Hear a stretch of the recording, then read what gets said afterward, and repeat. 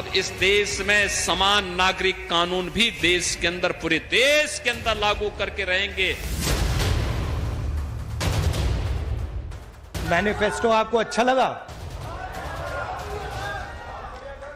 आपने देखा होगा कि प्रधानमंत्री पैनिक कर गए हैं।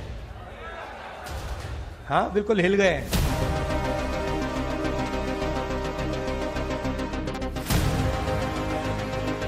क्या उठिए दो वो यूनिफॉर्म सिविल कोड उठिए दो वो।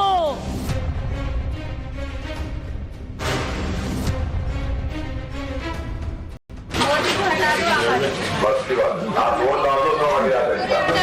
बस डाल मोदी को हटा देना, आप आना। इंशाल्लाह आ जाते इंशाल्लाह।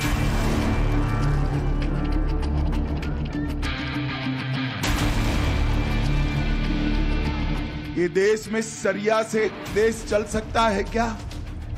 जोर से बोलो, चल सकता है?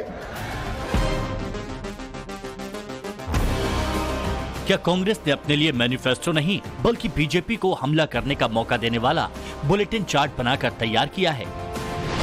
वेल्थ रीडिस्ट्रीब्यूशन वाला अटैक, मुस्लिम तुष्टीकरण वाला अटैक, मेहनत की कमाई घुसपैठियों को बांटने वाला अटैक, मंगल सूत्र वाला अटैक, इनहेरिटेंस टैक्स वाला अटैक, और अब गृह मंत्री अमित शाह शरिया कानून को लेकर हमला कर रहे हैं। उन्होंने कहा है हम पर्सनल लॉ को फिर से लागू करेंगे। मुझे बताओ भाइयों बहनों, पर्सनल लॉ से इनका क्या कहना है? मुस्लिम पर्सनल लॉ लाना चाहते हैं। ये देश में सरिया से देश चल सकता है क्या? जोर से बोलो, चल सकता है? ट्रिपल तलाक फिर से लाना है? अरे राहुल बाबा, आपको तुष्टीकरण के लिए जो करना है वो कर दो। मैं बताता हूं, जब तक भारतीय जनता पार्टी है हम पर्सनल लॉ को नहीं आने देंगे। ये देश यूसीसी से चलेगा, समान नागरिक संहिता से चलेगा। पर सवाल उठता है कि शरिया कानून की जो बात अमित शाह कह रहे हैं वो बात आई कहां से? क्या सचमुच कांग्रेस ने अपने मैनिफेस्टो में शरिया कानून लागू करने की बात लिखी है? इसकी फैक्ट शीट जानने के लिए हमने कांग्रेस के पूरे घोषणा पत्र को पढ़ा। कांग्रेस के मैनिफेस्टो के पेज नंबर 8 में कांग्रेस ने धार्मिक और भाषाई अल्पसंख्यकों से किए वादों को लिखा है। इसके पॉइंट नंबर 7 में लिखा गया है, कांग्रेस ये सुनिश्चित करेगी कि प्रत्येक नागरिक की तरह अल्पसंख्यकों को भी पोशाक, खान पान, भाषा और व्यक्तिगत कानूनों की स्वतंत्रता हो। इसके ठीक नीचे पॉइंट नंबर 8 में लिखा गया है, कांग्रेस व्यक्तिगत कानूनों के सुधार में बढ़ावा देगी। ये सुधार संबंधित समुदायों की भागीदारी और सहमति से किए जाएंगे। तो मैनिफेस्टो में वैसे तो कहीं सीधे सीधे ये नहीं लिखा कि कांग्रेस शरिया लाना चाहती है, पर यह जरूर लिखा है कि कांग्रेस सुनिश्चित करेगी कि अल्पसंख्यकों को व्यक्तिगत कानूनों की स्वतंत्रता हो। और इसी वादे को आधार बनाकर अमित शाह राहुल गांधी और कांग्रेस को घेर रहे हैं। Have you read our manifesto? 46 pages of our manifesto. Do we mention Sharia anywhere? We were in power for 55 years in this country out of 75 years. Did we get Sharia? What nonsense is he talking about? I mean, without thinking, without reading, I thought he was educated. I thought he could read and write. If they're so obsessed with Pakistan and Afghanistan, please ask them to go and fight elections there. Pawan Khera कह रहे हैं कि manifesto में शरिया की बात कहां लिखी है? बात तो उनकी सही है कि शरिया शब्द घोषणा पत्र में कहीं नहीं है, पर जब कांग्रेस अल्पसंख्यकों के पर्सनल लॉ की स्वतंत्रता की बात कहती है तो उसे बताना चाहिए कि जब देश में समान नागरिक संहिता लागू करने की बात हो रही है, तब मैनिफेस्टो में अल्पसंख्यकों के पर्सनल लॉज की बात लिखना क्या तुष्टीकरण की नीति नहीं है? वेल्थ रीडिस्ट्रीब्यूशन के मामले में प्रधानमंत्री मोदी एक हफ्ते से कांग्रेस को घेर रहे थे। लगातार 3 दिनों तक पीएम ये मुद्दा उठाते रहे, साइकोलॉजी पर वार करते रहे। कांग्रेस अपना मैनिफेस्टो दिखा दिखाकर ये साबित करने की कोशिश करती रही कि वो ऐसा कुछ नहीं करने वाली। लेकिन तीसरे ही दिन सैम पित्रोदा के इनहेरिटेंस टैक्स वाले बयान ने कांग्रेस को ऐसा फंसाया कि कांग्रेस को अपने ही नेता की बातों से दूरी बनानी पड़ी। एक बार फिर बीजेपी ने वही साइकोलॉजिक वॉरफेयर शुरू कर दिया। इस बार मुद्दा उठा है शरिया वर्सेस यूसीसी का। कांग्रेस एक और कार्य करती है, एक और बात कहती है कि अल्पसंख्यकों के व्यक्तिगत कानून लागू करेंगे।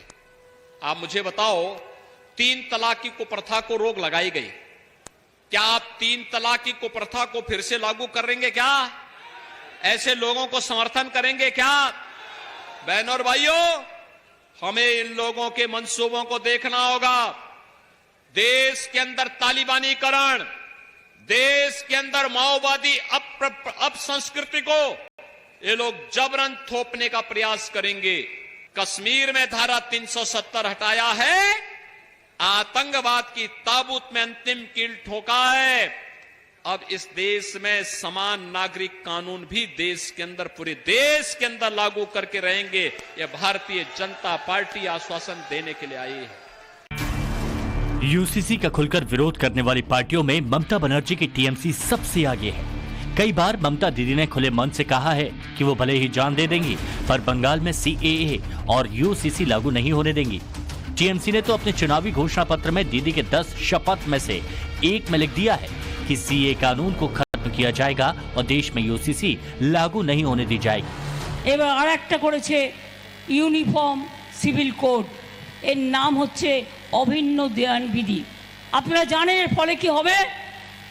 ভাবছেন হিন্দুরা লাভবান হবে? বাজে কথা। হিন্দুদের মধ্যেও কাস্ট সাব কাস্ট আছে, আদিবাসীদের অস্তিত্ব থাকবে না, তপশিলীদের অস্তিত্ব থাকবে না, ওবিসিদের অস্তিত্ব থাকবে না, সংখ্যালঘুদের অস্তিত্ব থাকবে না। संदेश खाली की घटना और शिक्षक भर्ती घोटाले में आए कोलकाता हाईकोर्ट के फैसले के बाद से ही टीएमसी बैकफुट पर है। पश्चिम बंगाल में बीजेपी 42 में से 25 सीटें जीतने का टारगेट लेकर चल रही है। संदेश खाली की घटना बीजेपी बंगाल के लोगों के जहन से निकलने नहीं दे रही। चाहे पीएम हो या गृह मंत्री, जब भी वो बंगाल की धरती पर पहुंच रहे हैं, वो लोगों को संदेश खाली याद दिला रहे हैं। यहाँ तक कि बीजेपी ने बशीरहाट से संदेश खाली की पीड़ित रेखा पात्रा को अपना उम्मीदवार बनाया। इसमें कोई दो राय नहीं कि बंगाल में बहुतायत मुस्लिम वोट ममता दीदी के खाते में ही जाता है। पर इस बार दीदी के लिए हालात कुछ ठीक नजर नहीं आ रहे। ममता बनर्जी के लिए चिंता की बात यह है कि जो मुस्लिम वोट टीएमसी को एक तरफा मिलता था, वो दूसरी पार्टी के पाले में जा गिरा है। हाल ही में बनी पार्टी इंडियन सेक्युलर फ्रंट ने मुस्लिम वोटों को अपनी ओर शिफ्ट किया है। हिंदू वोट बैंक तो वैसे भी टीएमसी से साल दर साल छिटकता जा रहा है और इसका सबसे बड़ा कारण है संदेश खाली जैसी घटनाएं। बीते हफ्ते ही पश्चिम बंगाल के चांदपुर में शेख शाहजहां को क्रिमिनल कहने पर एक सरकारी टीचर पर भीड़ ने हमला किया। टीचर ने बच्चों को पढ़ाते वक्त शेख शाहजहां को अपराधी कहा, जिससे एक समुदाय नाराज हो गया और टीचर पर हमला कर दिया। वोट साधने के लिए यूसीसी का सहारा सिर्फ टीएमसी नहीं बल्कि एआईएमआईएम भी ले रही है। ओवैसी जी मुस्लिम मोहल्लों में जाकर वोट मांग रहे हैं और उनके हिमायती मोदी को हटाने की बात कर रहे हैं। मोदी को हटा दो, बस की बात, आप वोट डाल दो तो हट जाते हैं। बस डाल मोदी को हटा देना, आप आना, इंशाल्लाह आ जाते हैं। यूसीसी आएगा तो क्या बदल जाएगा? किस तरह मुसलमानों की निजी जिंदगी में दखल दिया जाएगा? ये बात मुस्लिम मोहल्लों में रिपीट मोड पर सुनाई जा रही है। बताओ आरएसएस बीजेपी वालों, तुम यूनिफॉर्म सिविल कोड की बात करते हो। यूनिफॉर्म सिविल कोड तुमने उत्तराखंड में लागू किया। पूरा अपर कास्ट का यूनिफॉर्म सिविल कोड है उत्तराखंड का। बताओ दलित लोग, हमारे बैकवर्ड क्लास के लोगों का कल्चर तहजीब नहीं है, उसका क्या होगा? और आप उत्तराखंड में यूनिफॉर्म सिविल कोड क्या कर दिया? मुसलमान निकाह नहीं कर सकता, शादी करने के लिए स्पेशल मैरिज एक्ट में शादी करना पड़ेगा, निकाह नहीं होगा। स्पेशल मैरिज एक्ट में मेहर देने का प्रोविजन नहीं है। बताओ ये कौन सा यूनिफॉर्म सिविल कोड है जो मुझे अपने मजहब के तहत निकाह करने का मौका नहीं देता, जो मुझे अपने मजहब के तहत दुल्हन को मेहर देने का मौका नहीं देता? मेरे भाई, आप जान रहे हैं, देख रहे हैं, ये इनका सोच है, ये इनका कारनामे है। ओवैसी जब ये सारी बातें बता रहे हैं तो वो कई फैक्ट छुपा रहे हैं। वो नहीं बता रहे कि यूसीसी से धार्मिक मान्यताओं पर कोई फर्क नहीं पड़ेगा, धार्मिक रीति रिवाज पर किसी तरह का असर नहीं होने वाला। ऐसा नहीं है कि शादी पंडित या मौलवी नहीं कराएंगे। खान पान, पूजा, इबादत, वेशभूषा पर किसी तरह का प्रभाव नहीं पड़ने वाला है। अगर बदलेंगे तो केवल वो नियम जो महिलाओं पर अत्याचार को बढ़ावा देते थे, एक तरह से कहें तो शरिया कोड की हिमायत करते थे। तलाक हसन, तलाक एहसन, तलाक बाइन, तलाक किनाया जैसी बातें यूसीसी के जरिए इतिहास होने वाली है। निकाह हलाला, निकाह मुताहा, निकाह मिस्यार और दारुल कज़ा भी हमेशा हमेशा के लिए खत्म हो जाएगा।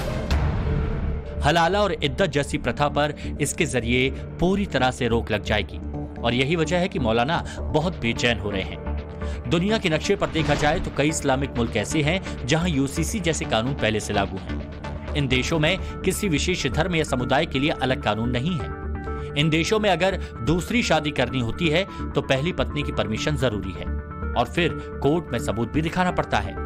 समान नागरिक संहिता जरिया है मुस्लिम महिलाओं और बेटियों की आवाज मुखर करने का। इस कानून के तहत संपत्ति में लड़कियों को लड़कों के बराबर हिस्सा मिलेगा, जबकि पर्सनल लॉ के मुताबिक लड़कों को वरीयता मिलती रही है। यूसीसी के जरिए गोद लेने का अधिकार सबको एक जैसा होगा, जबकि मुस्लिम कानून में गोद लेने पर प्रतिबंध रखा गया है।